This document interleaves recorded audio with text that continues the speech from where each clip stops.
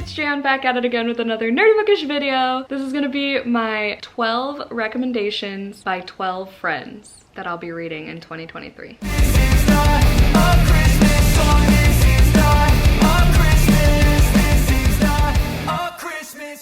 This is Vlogmas day something. I'm gonna assume it's like 12, something like that. We're in the double digits now though. My Christmas tree is up. It's spooky. It has slasher ornaments and spooky ornaments. I don't know if this is gonna be up before or after the decorate with me vlog. It's not dedicated to the decorating. It's just like I put up my tree in that vlog. So you'll get close-ups. But I know it's kind of contradicting my sweatshirt from Darling Desi. Her Honeywood Hollow little shop. It says Autumn Enthusiast. I love it. I got it in a medium. It's perfect. I'm obsessed. We're gonna move right on into the purpose of this video because I'm in the middle of my Patreon 24-hour readathon right now. I just finished 2 5-star books today. I just want to be reading. I don't want to be filming. I want to be reading. You know that trend. Anyway, this ring light is so bright. So I caved and did the whole 12 recs by 12 friends trend that's all over Instagram around this time of year. I didn't do it last year because frankly I didn't really want to do it and I heard about it late anyway. This year I'm like, okay, could be fun. I'm curious to see what y'all come up with. So I put up the question thing on my stories. I think I got like 40 responses, so I'm gonna go open that up to see which one of y'all correlates with whichever books I picked. The way I did it was I reserved my right to choose my 12 books on my own depending on like my interest level, whether I own the book. So it wasn't like first come first serve type thing because some people put in like wacky answers, like one of Joey's friends put the freaking Bible. Some people put books that I've already read. I don't want this to like be torturous, okay? I want it to be enjoyable. So I chose 12. I own 5 of them and then I'm either gonna library book it, purchase it later on in life, whatever. Here we go. So I'm just gonna go with the physical books I have first. This first one is my #1 though, that I'm the most hyped for, and I just got it in the mail today and it was recommended by Zara from, I think it's Zara with an H, their Instagram. I wanna know. Yeah, Zara with an H _ and they recommended Cider Milk Coven by Vanessa Abigail Lambert. It says witchy to the core and this little apple. Is it an apple? Yep, it's an apple. That makes sense because core of an apple. Anyway, never heard of this before, I don't think. I might have seen this cover looks vaguely familiar, but I didn't look into it. I don't know why, but I knew I wanted to own this, and then I looked at the little website. It's literally cidermilkcoven.com. I was like, okay, this book has to be doing something because it has a whole website dedicated to this. Like, not the author, it's dedicated to this title. So I'm checking it out, and then it's pitched as Sabrina the Teenage Witch meets Gilmore Girls, and I was like, I was already sold, but you sold me again, girl. So I'm really excited for this. I won't wait till spooky season, let's be real. I'll probably knock this out in the beginning of the year, if not in January. Super excited for this. Damn, the font is tiny. But yeah, I'm really excited for the small town witchy vibes. And this cover is just adorable. So I'm really stoked for that. The next one that I've owned for, I don't know, 6 months now, whenever Lachlan from Lots Library started hyping this up for everyone. I caved and bought Magnolia Parks around that time. Never started it though. I know a bunch of my friends have been rooting for me to start this. Cami thinks I'd love it. It's pitched as Gossip Girl. It's made a lot of my friends cry. So I just want to know what the hype's about. So Jasmine from _JM Castaneda, and then it says ... so I don't know what the rest of it is, but yeah, she's a fellow vamp on my Patreon. She was like the 3rd comment, and I'm like, all right, fine.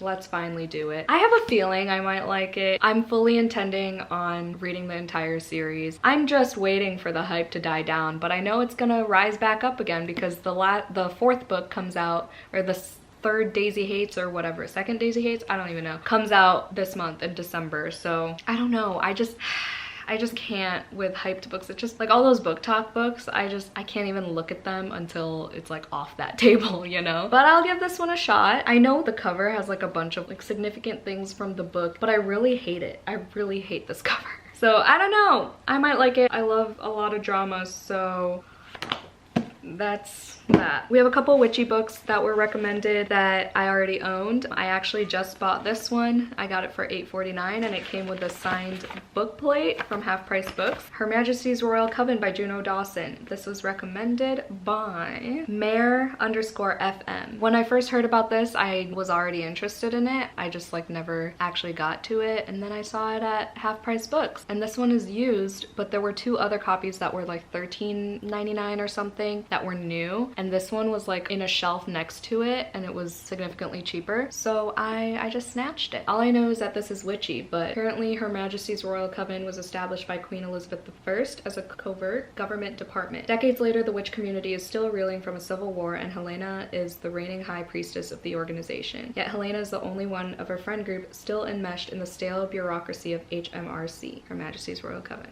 In case you missed it. Ella's trying to pretend she's a normal housewife, and Niam has become a country vet using her powers to heal sick animals. Ooh. In what Helena perceives as the deepest betrayal, Leonie has defected to start her own more inclusive and intersectional coven. Four friends must decide where their loyalties lie. I mean, okay, we'll see if it's good. I really like this font. Wow. Yeah, I don't know how to say that one name, Niam, but it seems like there are female friendships in this. Obviously witchy. I like books with characters that have unique magical powers and, you know, the power to heal sick animals. You don't see that too often. The next witchy book that I was recommended that I already owned was Payback's a Witch by Lana Harper. This was recommended to me by Leggy Rose. I believe their first name is Allegra. Their comment was, Payback's a Witch since you love the X-Hex, and I did indeed love the X-Hex. I bought this for Sid from Sid Bookworm, and we were gonna buddy read it last year. Did I buy this myself? Oh yeah, I did buy this from Half Price Book for like $12. I remember now. This was when I broke my book buying ban last year in like September. I think this one has like a tournament or competition or something. Wow, this has the same exact font as the other one almost, but I'm assuming it's set in a small town. But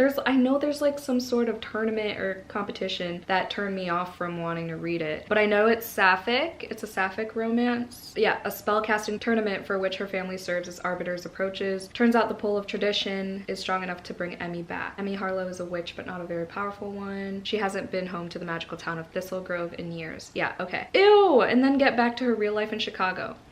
Kill me. I think that was another turn off too. Okay, so there are all these characters in the synopsis and there's a tournament, and I really like how, I don't know if it's just my eyes messing with me, it goes from purple to pink, the words. Yeah, it looks like it on the camera too. There's like a love triangle type thing or whatever shape it is going on, and there's a tournament. I'm not a huge fan of like tournament competition books, except for A Song of Wraiths and Ruin. That one was a good one. Hence why I haven't read The Hunger Games yet. We'll see. We'll give this a shot. I've owned it. I won't be losing anything if I read that next year, except my time and energy, but you know. No, but I'm saying like I don't have to purchase it or anything, so might as well just get to it since it's on my shelf. The last one that I already own on this list is Middle Game by Seanan McGuire. This was recommended to me by Melissa _ I think those are 2 underscores Maldonado, and this was gifted to me by Sharni from Sharni and Books. So I actually got 2 editions of this, but I got the hardcover from this free bookstore. I kept the paperback because I prefer paperbacks, plus it's a gift. I don't get rid of gifts. I know Kayla from Books and Lala really loves this one. Ooh, the chapters are really short. The person who recommended this to me said that they think about this book literally daily, so I'm intrigued. I did not really like Every Heart a Doorway by Seanan McGuire, so we'll see how this plays out. And I'm not a big fan of chess, and I really am not a big fan of twins that have similar names like Roger and Dodger. Like, come on. It's a standalone fantasy, and I love those because y'all know I'm so bad at reading series. I'm sure y'all have heard of this before, so I know the sequel just came out, or companion novel or whatever you call it, Seasonal Fears, so hopefully I like it enough to continue. All right, let's talk about the ones I don't own, shall we? Vanessa Lee Wrights recommended Pack Up the Moon by Kristen Higgins, which I'm super excited for because so all these recs are either witchy, vampy, or fucking depressing, which are 3 things that I just love. So y'all know me very well. This one is in the fucking depressing category. Every month a letter. That's what Lauren decides to leave her husband when she finds out she's dying. Each month she gives Josh a letter containing a task to help him face this first year without her, leading him on a heart-rending, beautiful, often humorous journey to find happiness again. Listen, that synopsis alone just made me want to cry. Clearly Vanessa watches my videos because I talk about how the most heartbreaking books for me are when the significant other dies. The significant other and the dog. Parents dying too, but in books and movies when the significant other dies, and then letters being left. Those 2 things combined in this book, I already know it's gonna destroy me, and I'm so excited. Like, I know this one I'm definitely gonna be purchasing because I know I'm gonna be annotating the shit out of it. Thank you so much for recommending this to me. I've never heard of this. Oh wait, I did hear about this before because it was already on my want to read on Goodreads. I don't know if you were the one who recommended it to me before to put on my want to read, but either way, thank you for putting it back on my radar. What was that? Was that my 6th book? Okay, we're halfway there. Halfway there.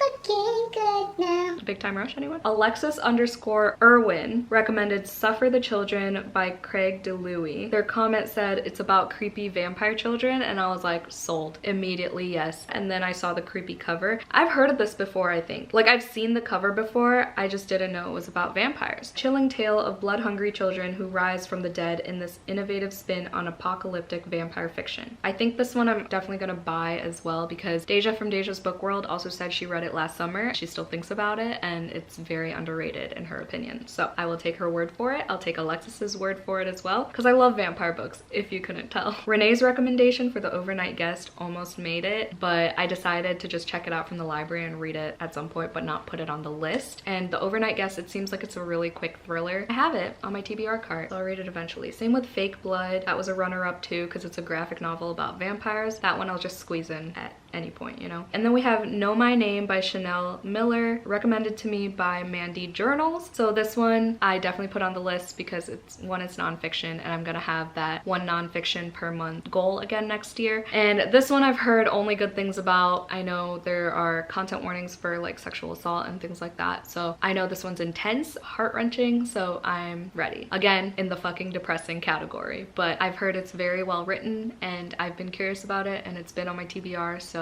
might as well put it on this list. So thank you, Mandy. Tiffany Ann_W recommended Mongrels by Stephen Graham Jones. I've never heard of this one. The next Stephen Graham Jones that I was planning on reading was The Only Good Indians. I've read The Last Final Girl by this author, and I own My Heart is a Chainsaw, which I have not heard good things about, but I am interested in this one because I love the cover. I'll probably buy this one as well. A spellbinding and darkly humorous coming-of-age story about an unusual boy whose family lives on the fringes of society and struggles to survive in a hostile world that shuns and fears them. They are mongrels, mixed blood. The darkly humorous coming of age is what got me, and like the outsiders trope, as well as it being written by an indigenous author. So of course I wanted to add more BIPOC authors to this list, so this one has made the cut. Thank you, Tiffany. All right, I guess we can go to Wolf Song, and this one was recommended to me by once_upon_a_time_bookstagram. It got cut off, so I think that's what it is. They're the ones who recommended Wolf Song to me. This one's the one with werewolves, and I heard this one also gets pretty depressing, so I'm excited about this. Even though I hated The House in the Cerulean Sea, we're gonna give this author another shot. I have no interest in what was the other book? Under the Whispering Door. Yeah, that's what it is. Apparently there's a murder, there's werewolves. I don't know, I heard about it somewhere that there were werewolves, but if there's not, I'll be highly disappointed. But I know a couple people who said this is one of their favorite books of all time, or of the year or whatever, so excited to see what the hype's about. Amanda.Lucero, I don't remember the numbers in their Instagram handle. They recommended Man Fuck This House by Brian Asman. I've seen this on Goodreads and Amazon recommendations. I love the haunted house trope, so we're gonna give this one a shot, and I know it's super short, so I was like, okay, if I hate it, I won't waste too much time on it. And I like how simple the cover is. Another fellow vamp from The Lair, aka my Patreon, links down below, Destinie_Kara recommended The Very Secret Society of Irregular Witches, so another witchy book. It's classified as cozy fantasy, I believe. I've been eyeing this book since it came out, so I just slapped it on the list as well. I'll probably library book this because I know it's like found family, and I'm not really a huge fan of that. Hence House in the Cerulean Sea not being my cup of tea, but we'll see about this one since it's witchy. I've heard very good things about it, so I have high hopes. I think that's all of them, so congrats to everyone who made the 12 books list. Thank you for everyone's responses. I definitely added a bunch of your recommendations to my TBR, whether it made this list or not, so thank you. I appreciate it so much. I got a lot more responses than I expected, not gonna lie. Excited for 2023 reading. I just want to drop everything already and start, but alas, we are still in 2022. Thank you so much for watching this video. If you made it to the end, let's put the okay emoji in the comments down below. I don't freaking know, because like 2023, you know? Give me a break. I haven't eaten dinner yet. Thank you so much for watching once again. Again, if you want extra content from me, I have a Patreon now. All the information is linked down below. Hope y'all had a great day. Stay safe, stay positive, and stay festive always, and I'll see y'all in my next one. Bye!